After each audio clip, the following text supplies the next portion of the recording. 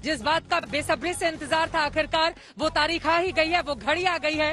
हैदराबाद के नगर निगम के ये चुनाव है, लेकिन इसके रिजल्ट पर पूरे देश की निगाह इस वक्त टिकी हुई है। एलबी स्टेडियम में हमारी मौजूदगी है। पीछे की तस्वीरें हम चाहेंगे हमारे कैमरा पर्सन आलोक दास आपको दिखाएं।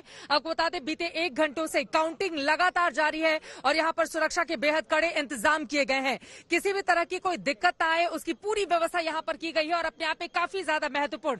वैसे तो कुल 150 सीटें हैं, जिस पर भारतीय जनता पार्टी ने 149 सीटों पर अपने कैंडिडेट उतारे हैं। 51 सीटों पर असदुद्दीन ओवैसी की पार्टी चुनाव लड़ रही है, जबकि पूरी की पूरी 150 सीटों पर टीआरएस चुनावी मैदान में है। 146 सीटों पर कांग्रेस पार्टी चुनाव लड़ रही है। लेकिन इस चुनाव को हाई प्रोफाइल बना दिया है भारतीय जनता पार्टी के दिग्गज नेताओं ने, जिन्होंने बीते दिन, आखिरी दिन हमने देखा था चुनाव प्रचार के, कैसे खुद गृह मंत्री अमित शाह न सिर्फ यहाँ पर रोड शो करते हैं, बल्कि भाग्यनगर में लक्ष्मी मंदिर जाकर वहां पर भाग्य लक्ष्मी मंदिर की पूजा अर्चना करते हैं और इसके जरिए एक बड़ा संदेश बीजेपी देती है कि अगर वो सत्ता में आई तो फिर हैदराबाद का नाम, जैसे फैजाबाद का नाम बदलकर अयोध्या कर दिया गया, वैसे यहां पर भी नाम बदल दिया जाएगा। ये भाग्यनगर का दांव बीजेपी के भाग्य को कितना तब्दील कर पाता है, ये देखना काफी ज्यादा महत्वपूर्ण होगा।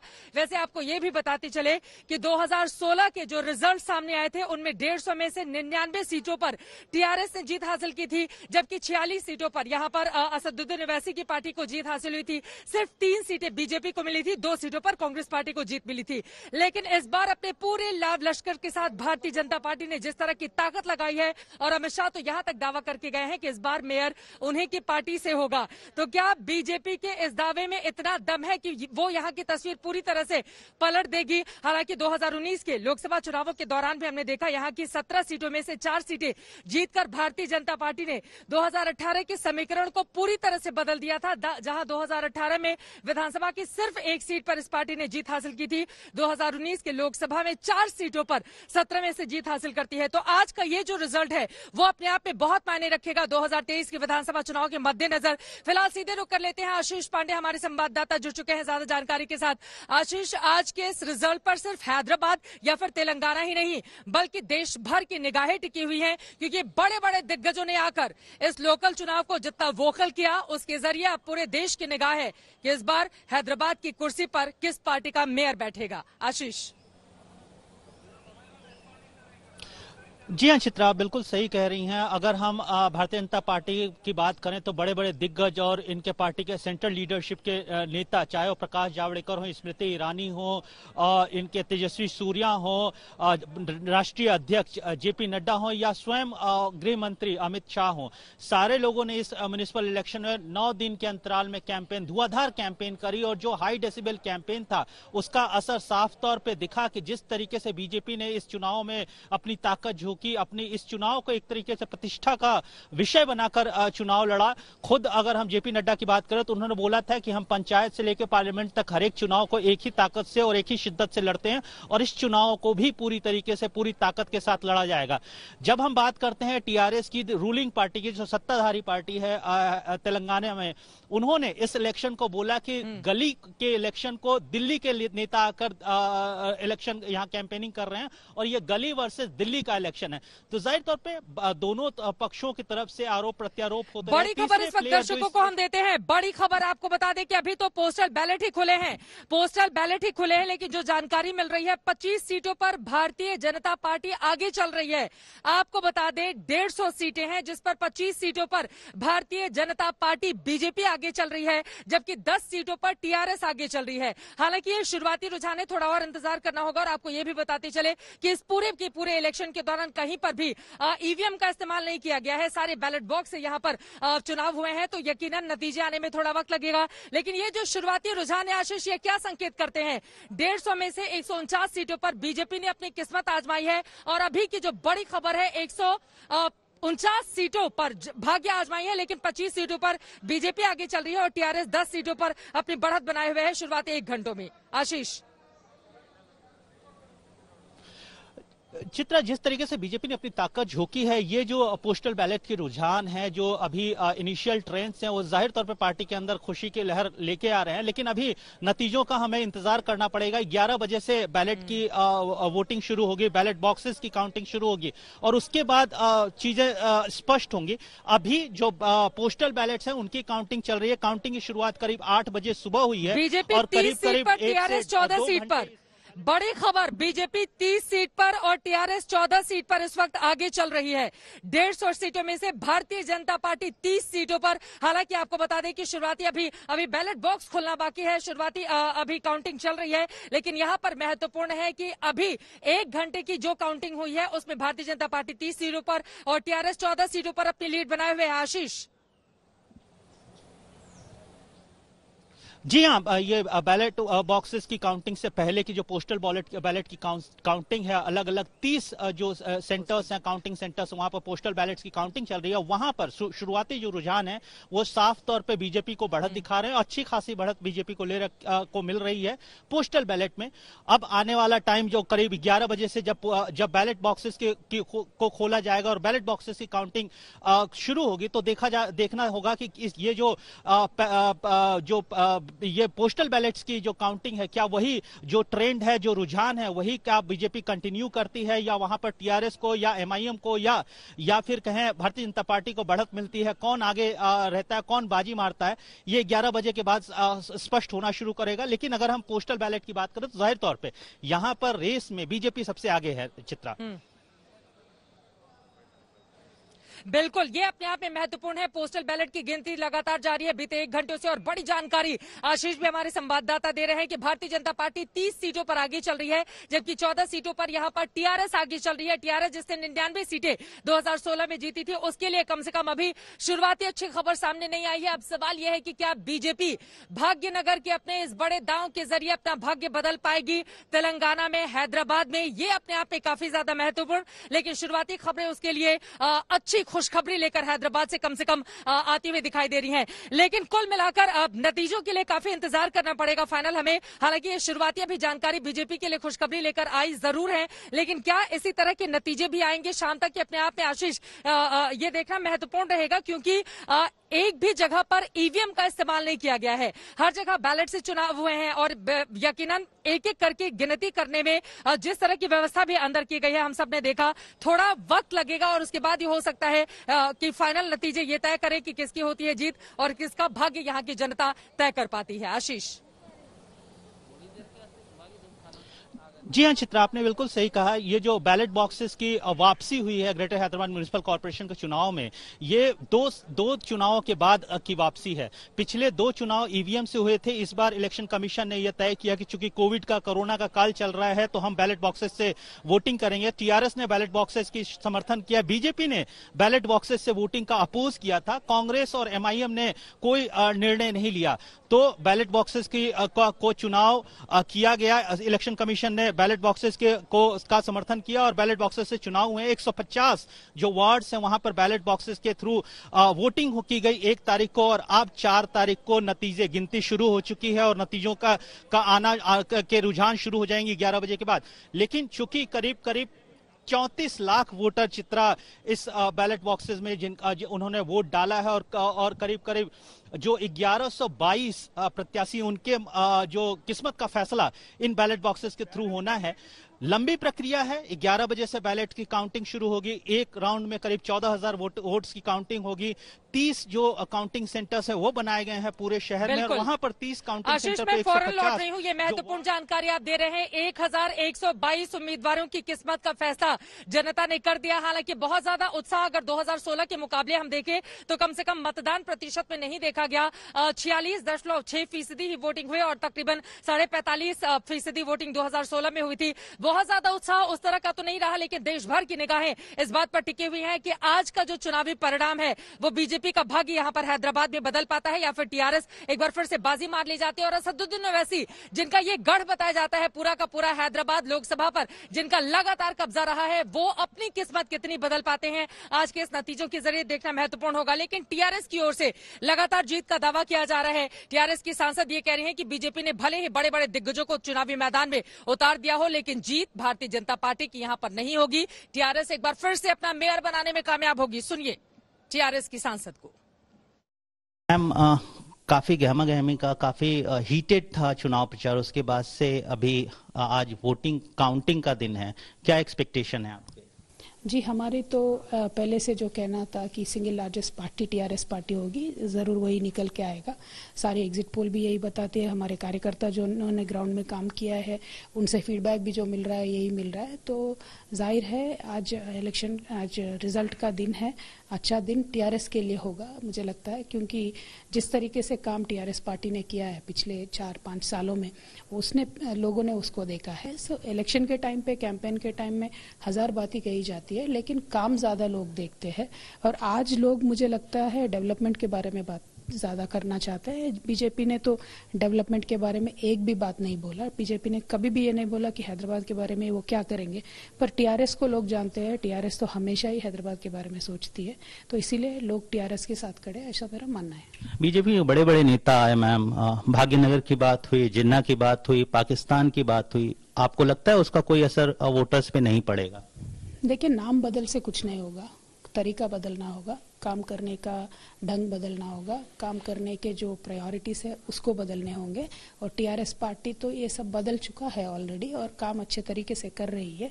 तो लोगों को ये जो आर्ग्यूमेंट बीजेपी ने बताया मुझे लगता है वो समझ में नहीं आया। मेरा पूरा मानना है चंद घंटे हमें इंतजार कर लेना चाहिए, पर मुझे लगता है फिर भी TRS will emerge as a largest party in this election.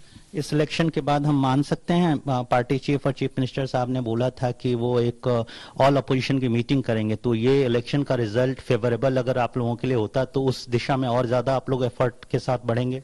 जी, मुख्यमंत्री जी ने कहा है तो वो बाद में ही अगेन से what he has in his mind. Party decide करेगी क्या करना है क्या नहीं करना है, लेकिन आज पूरे ही देश में एक तो माहौल ऐसा है कि इन सारी चीज़ों पर डिस्कशन होना चाहिए। जो फार्मर्स की एजिटेशन अभी दिल्ली में चल रही है इसके बारे में बात होनी चाहिए, एग्रीकल्चर बिल्स के बारे में बात होनी चाहिए, नेशन के डेवलपमेंट के बारे में बात होनी चाहिए। जितने बड़े बड़े प्रोमिसेस बीजेपी ने किए थे नेशनल लेवल पे, जो वापस कभी उन्होंने उसके ऊपर डिलीवर नहीं किया, इन सारी बातों में भी चर्चा होनी चाहिए। ऐसे सिर्फ टीआरएस पार्टी को ही नहीं, सभी को लगता है। तो मुझे लगता है कहीं ना कहीं एक ऐसा माहौल बनेगा, आएगा, और जब हमारी पार्टी की तरफ से डिसीजन लिया जाएगा तब बताया जाएगा।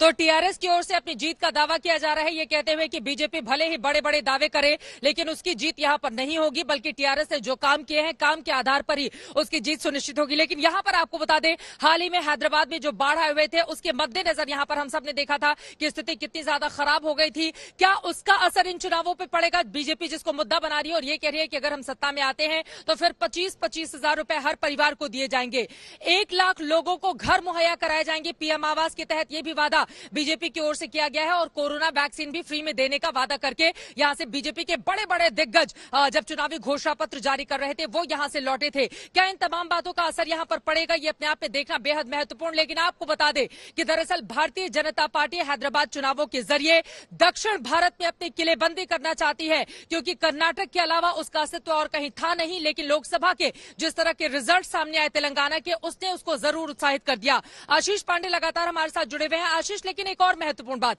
देखिए, विधानसभा और लोकसभा के रिजल्ट जो भी रहे हों, हालांकि 2018 विधानसभा में बीजेपी कुछ कमाल नहीं कर पाई थी और हम सब ने देखा था कि तेलंगाना में सिर्फ 1 सीटों पर उस पार्टी को जीत मिली थी। लेकिन 2019 में तस्वीर बिल्कुल उलट हो जाती है और 20% वोट प्रतिशत के साथ वो यहां की 4 सीटों पर कब्जा कर लेती है। लेकिन उससे भी ज्यादा महत्वपूर्ण और बीजेपी में उत्साह भरने का काम किया हाल ही में आए डुबाक विधानसभा के उपचुनाव के नतीजों में, जिसके बाद हम सब ने देखा कि बीजेपी ने कितना अग्रेसिव तरीके से कैंपेनिंग की इस लोकल चुनावों के लिए। और फिलहाल शुरुआती रुझान उसी के पक्ष में भी इस वक्त आते हुए दिखाई दे रहे हैं। आशीष, जी हाँ चित्रा, आप बिल्कुल सही कह रही हैं। अगर हम दुब्बाक विधानसभा उपचुनाव के रिजल्ट्स की बात करें तो दुब्बाक का चुनाव क्यों तेलंगाना की राजनीति में एक टर्निंग पॉइंट हो सकता है। दुब्बाक जो विधानसभा है उसके एक तरफ चीफ मिनिस्टर के चंद्रशेखर राव की कंस्टिट्यूंसी है, दूसरी तरफ उनके बेटे और मंत्री के तारक रामाराव की कंस्टिट्यूंसी, और तीसरी तरफ राज्य के फाइनेंस मिनिस्टर और नेफ्यू जो हैं चीफ मिनिस्टर के चंद्रशेखर राव के, उनके नेफ्यू की कंस्टिट्यूंसी है, टी हरीश राव की कंस्टिट्यूंसी। इन तीन दिग्गजों की कंस्टिट्यूंसी के बीच में बीजेपी ने यह चुनाव जीता है। चुनाव में जब हम 2018 के चुनाव की बात करते हैं दुब्बाक की, तो बीजेपी के वोट प्रतिशत करीब करीब 11% था, और अभी जो चुनाव में उन्होंने जीत हासिल की है करीब करीब 40% से ज्यादा का वोट शेयर हासिल किया है। तो ये जो बढ़त है, ये जो विक्ट्री है, उसका साफ असर ग्रेटर हैदराबाद म्युनिसिपल कॉर्पोरेशन के चुनाव में दिख रहा है। जिस तरीके से पार्टी के बड़े बड़े दिग्गज, राष्ट्रीय अध्यक्ष हो चाहे वो गृह मंत्री हो, वो आकर यहाँ कैंपेन करते हैं, उसको साफ तौर पे हम देख सकते हैं कि वो दुब्बाक की जीत को आगे बढ़ाने का प्रयास है। हैदराबाद के में भी उसी तरीके की जीत, अप्रत्याशित जीत हासिल करने का प्रयास भारतीय जनता पार्टी कर रही है चित्रा। बिल्कुल, लेकिन क्या वो अप्रत्याशित जीत हासिल कर पाएगी, ये देखना काफी ज्यादा महत्वपूर्ण रहेगा। आपको बता दें, वोटों की गिनती लगातार जारी है, पोस्टल बैलेट अभी गिने जा रहे हैं, और उसके बाद जब खोलेगा बैलेट बॉक्स, उसके बाद आज के नतीजे किसका भविष्य तय करते हैं, ये देखना रहेगा काफी ज्यादा दिलचस्प। लेकिन बीजेपी की ओर से पूरी ताकत इस चुनाव में झोंक दी गई ताकि वो 2023 के विधानसभा चुनावों के मद्देनजर कम से कम कांग्रेस पार्टी की स्थिति जैसे खराब होती हुई चली जा रही है दक्षिण भारत में, वो जगह वो प्राप्त कर पाए। हालांकि दावा तो यहां तक किया जा रहा है कि अब हमारी सरकार बनेगी तेलंगाना में। इस दावे में कितना है दम, और भाग्यनगर का जो दांव खेला है बीजेपी ने, उस दांव में क्या यहाँ की जनता उसको सर माथे पर बिठाती है या फिर आज भविष्य क्या तय करती है, ये देखना रहेगा बेहद महत्वपूर्ण। लेकिन आपको बता दें, इस हाई प्रोफाइल चुनाव में किस तरह से दिग्गजों ने अपनी पूरी ताकत झोंकी। उत्तर प्रदेश के मुख्यमंत्री योगी आदित्यनाथ जब हैदराबाद पहुंचे चुनावी कैंपेनिंग के लिए, उनकी ओर से किया गया ये देखिए, हमने तो फैजाबाद का नगर बदलकर अयोध्या कर दिया, तो फिर हैदराबाद के बारे में भी सोचा जा सकता है, और इस तरह से भाग्यनगर का दांव उनकी ओर से चला गया। वहीं जब उन्होंने नाम बदलने की कवायद की तो असदुद्दीन ओवैसी की ओर से क्या दिया गया जवाब, इस पूरे चुनाव के दौरान किस तरह से हाई वोल्टेज, काफी ज्यादा हीट भी यहां पर रही, बयानों के जरिए एक दूसरे पर कैसे आरोप प्रत्यारोप किए गए, बड़े नेताओं के बयान सुनिए। यहाँ पर शहीद हुए उन बलिदानियों का भव्य स्मारक बना करके इस नगर को एक बार फिर से भाग्यनगर के रूप में बदल करके इसका गौरव बढ़ाने का कार्य कर सकते हैं। जो लोग आज भी निजामशाही के पदचिन्ह का अनुसरण करके यहाँ के नागरिकों का शोषण कर रहे हैं, यहाँ के विकास को बाधित कर रहे हैं, यहाँ पर भ्रष्टाचार फैला करके यहाँ के आम जन की भावनाओं को रोकने का कार्य कर रहे हैं। जो शख्स जिस शहर को निस्बत हैदर कर्रार से है, उस शहर के नाम को तब्दील करने की बात कर रहा है, इंशाअल्लाह ताला उनकी नस्लें खत्म हो जाएंगी, नाम तब्दील नहीं होगा इंशाअल्लाह ताला। मगर जब कोई ये कह रहा है तो इसका हमको नोट लेना है।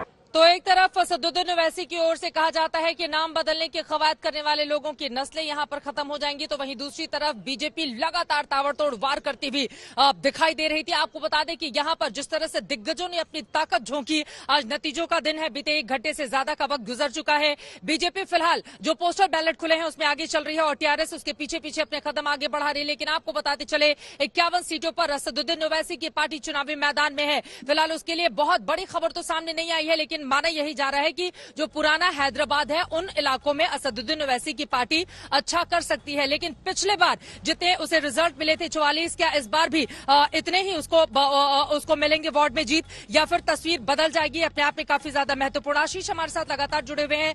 आशीष, मैं आपसे 2 बातें जानना चाहूंगी। पहला ये कि भारतीय जनता पार्टी के लिए ये जो लोकल चुनाव हैं वो इतने ज्यादा महत्वपूर्ण क्यों हैं, और दूसरा ये कि टीआरएस से कहीं ज्यादा अगर हमला किया भारतीय जनता पार्टी ने तो वो असदुद्दीन ओवैसी की पार्टी पर, जबकि दोनों में फर्क साफ साफ है। बीजेपी जहां 149 सीटों पर चुनाव लड़ रही है तो वहीं असदुद्दीन ओवैसी की पार्टी मात्र 51 सीटों पर। पूछ के बताओ, क्योंकि दीदी का वो बड़ा चलिए, आशीष का फोन कट गया है, मैं उनके पास दोबारा चलूंगी, लेकिन आपको बता दें भारतीय जनता पार्टी के लिए दरअसल दक्षिण का दरवाजा खोलने के समान है। हैदराबाद में अगर वो जीत हासिल करती है वो इसलिए क्योंकि तेलंगाना विधानसभा चुनावों में बीजेपी ने भले ही अच्छा नहीं किया हो, लेकिन लोकसभा चुनाव में उसने शानदार प्रदर्शन किया था और लगातार 2011 के बाद से उसका वोट प्रतिशत बढ़ता हुआ चला गया। इसी वजह से हैदराबाद के दरवाजे के जरिए कर्नाटका के अलावा बाकी हिस्सों में भी वो अपनी मजबूत पकड़ बनाना चाहती है। इसी वजह से सीधे यहां पर निशाने पर लेती हुई यहां की तमाम सत्ताधारी पार्टियों को। किसान आंदोलन को खत्म करने के लिए सरकार लगातार कोशिश कर रही है, लेकिन सरकार के सामने चुनौती इस आंदोलन पर हो रही राजनीति से निपटने की है। पंजाब के मुख्यमंत्री कैप्टन अमरिंदर सिंह ने अमित शाह से मुलाकात की तो पंजाब के पूर्व सीएम प्रकाश सिंह बादल ने पद्म विभूषण सम्मान लौटाने का ऐलान कर दिया। श्री प्रकाश सिंह बादल लोककारी।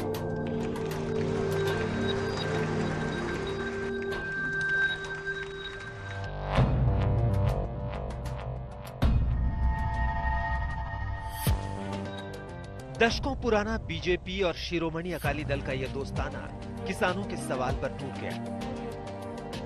जिस शिरोमणि अकाली दल ने बिल्कुल शुरुआती दौर में बीजेपी का साथ दिया, उसने समर्थन वाला अपना हाथ खींच लिया इस बात पर कि कृषि कानून मंजूर नहीं। माननीय मंत्री महोदया से निवेदन है, आप कृपया अपने स्वागत। अकाली दल की तरफ से केंद्र सरकार में मंत्री हरसिमरत कौर ने इस्तीफा तक दे दिया था। फैसला होया ते मेरी जमीर ने इस गल नूं नहीं मानिया कि मैं ਇਹੋ ਜੇ एक एक्ट ਦਾ हिस्सा बना जिदे नाल मेरे लोकां नूं लगदा है कि उन्हां दा भविख विच नुकसान होगा। अब ये किसान आंदोलन दिल्ली की चौहद्दी पर चढ़ चुका है तो पंजाब के पूर्व मुख्यमंत्री प्रकाश सिंह बादल ने अवार्ड वापसी का दांव चल दिया है। 93 साल के बादल ने 5 साल पहले मिला पद्म विभूषण अवार्ड लौटा दिया है। तो उनको चाहिए था कि उनके साथ बात करके इस मसले को हल करें, लेकिन नहीं हुए। अभी भी कोई उम्मीद नहीं हमें नजर आ रही। पद्म विभूषण को भारत रत्न के बाद दूसरा सबसे बड़ा नागरिक सम्मान माना जाता है। अब तक किसी ने ऐसा अवार्ड वापस नहीं किया है। सीनियर बादल ने राष्ट्रपति को इस बाबत चिट्ठी लिखी। मैं देश की 70% आबादी के बारे में लिख रहा हूँ जो किसान है। बीते 70 सालों से इन्हें अन्नदाता कहा जाता रहा है। किसानों ने भारत को ऐसा देश बनाया जो दूसरे मुल्कों से अनाज लेने की बजाय आज अनाज निर्यात करता है। लेकिन किसान को आज अपने हक के लिए सड़कों पर उतरना पड़ रहा है। मैं जो हूँ वो जनता के कारण हूँ, खासतौर पर आम किसान के कारण।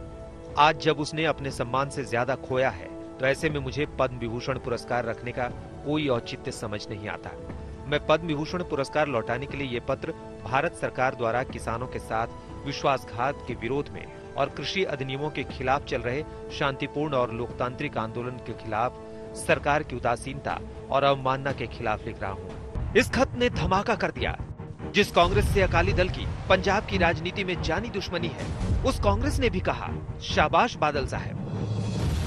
ये वेलकम कदम है। सभी पंजाबियों को एक मंच पे आकर के केंद्र के खिलाफ हंगामा करना चाहिए, किसानों के साथ खड़े होना चाहिए।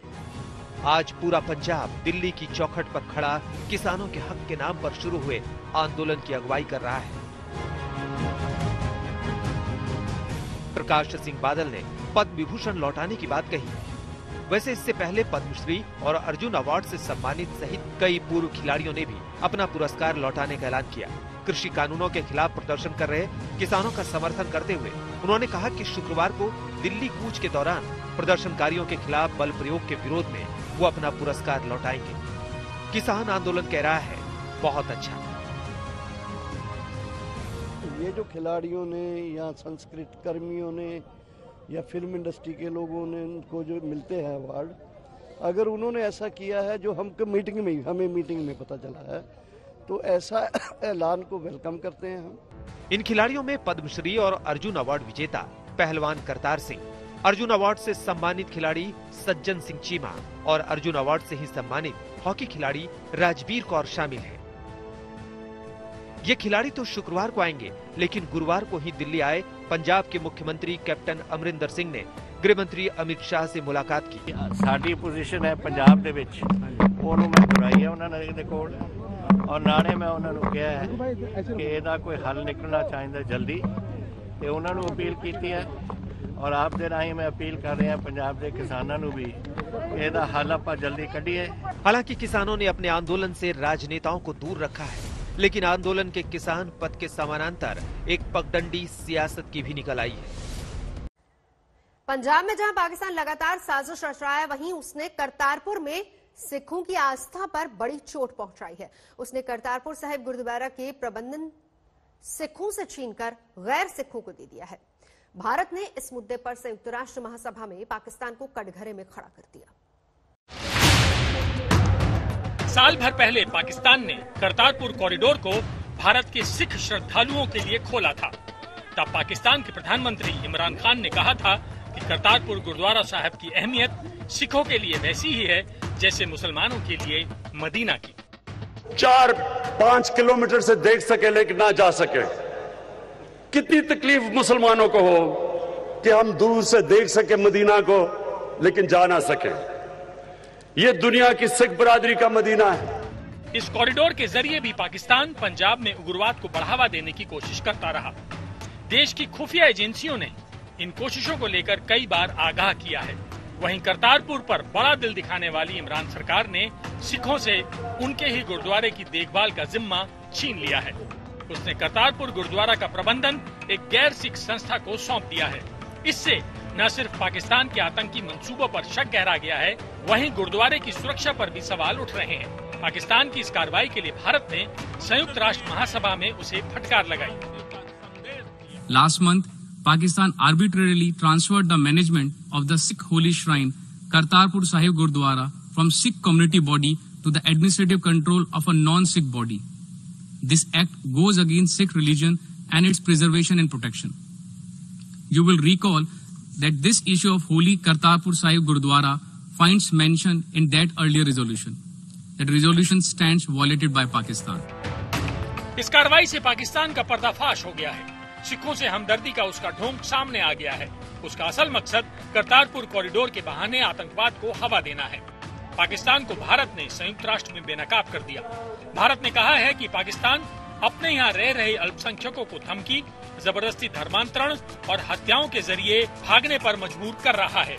आज तक ब्यूरो। किसान आंदोलन लगातार जारी है। दिल्ली को चारों तरफ से किसानों ने घेरा हुआ है, डटे हुए हैं मोर्चों पर। और इस बीच आज 11 बजे किसान संगठनों की एक अहम बैठक होने वाली है। कल सरकार के साथ बातचीत हुई थी, जिसमें तीनों बिल को लेकर जितने भी संशय हैं वो एक ड्राफ्ट के जरिए टेबल पर रखे गए थे।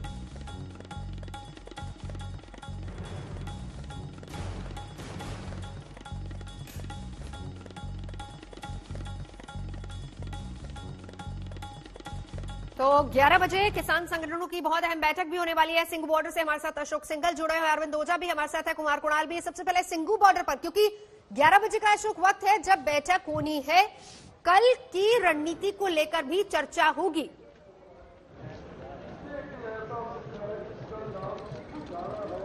बिल्कुल, अब से थोड़ी देर में सिंघू बॉर्डर पर यहाँ बैठेंगे किसान नेता।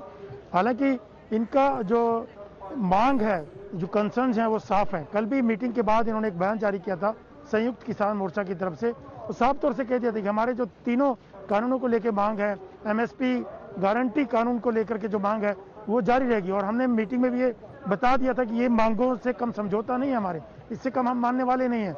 और आज भी जो कल मीटिंग होनी है 2 बजे सरकार के साथ, उसको लेके कि किस ढंग से बात करनी है, क्या करना है, सरकार ने जो चीजें कही हैं उसको लेके कैसे आगे बढ़ना है, ये तमाम चीजों पे किसान नेता यहाँ बैठेंगे 11 बजे और मीटिंग करेंगे। लेकिन कुछ किसान नेताओं से सुबह भी मेरी बात हुई, उनका भी साफ तौर से अभी भी यही कहना है कि हमारी मांगे साफ है, हम सरकार को बता चुके हैं बार बार, उससे हम हटने वाले नहीं है। सरकार को तय करना। अभी हमारे साथ एक किसान नेता भी मौजूद है उड़ीसा से, अक्षय कुमार जी, कल जो मीटिंग में भी मौजूद थे, उनसे बात करते हैं।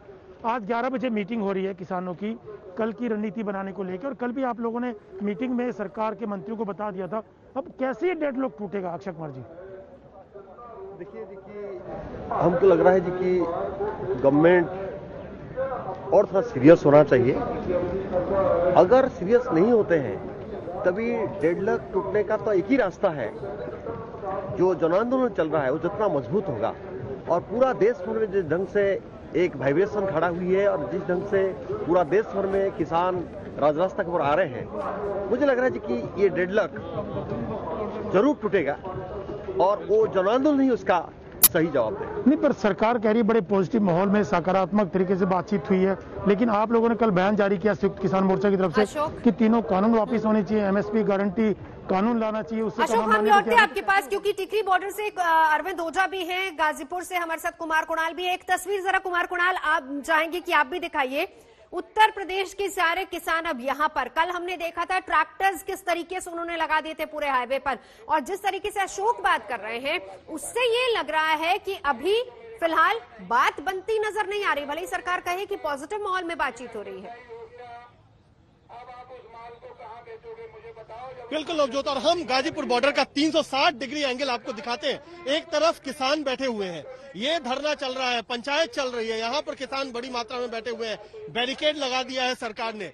अब हम आपको दिखाएंगे थोड़ा पीछे की तरफ जहां पर किसानों ने लाकर, एक तरफ पुलिस ने बैरिकेड लगाया है, दूसरी तरफ किसानों ने लाकर अपना ट्रैक्टर बीच सड़क पे पूरी तरह खड़ा कर दिया है कि अब अगर पुलिस बैरिकेड लगाती है तो हम यहाँ पर ये लगाएंगे। इस बीच में क्या चल रहा है वो भी हम दिखाते हैं। किसानों और पुलिस के बीच में बहस चल रही है कि क्या है, क्यों आपने लगाया है, क्यों आपने कर दिया है। ज्ञानेंद्र जी, क्या स्थिति है यहाँ? ज्ञानेंद्र जी, ट्रैक्टर ला करके लगा दिया है किसानों ने। ट्रैक्टर किसका सरदर्द है, किसानों ने ट्रैक्टर लाकर लगा दिया है, समझाने की कोशिश हो रही है, लेकिन ये देखिए किस तरीके से किसान और पुलिस के बीच में इस समय गाजीपुर बॉर्डर पर एक तरीके से बहस चल रही है। यहाँ पर तमाम व्यवस्थाएं तो की गई है पुलिस की तरफ से, लेकिन किसान मानने को राजी नहीं है। दूर तक हम दिखाएंगे कि किस तरीके से पूरा जो गाजियाबाद से दिल्ली की तरफ ट्रैफिक आता है उसको पूरी तरह बंद कर दिया गया है, ठप पड़ा हुआ है, पुलिस तैनात है, लेकिन कुछ कर नहीं सकती है क्योंकि किसान उग्र है।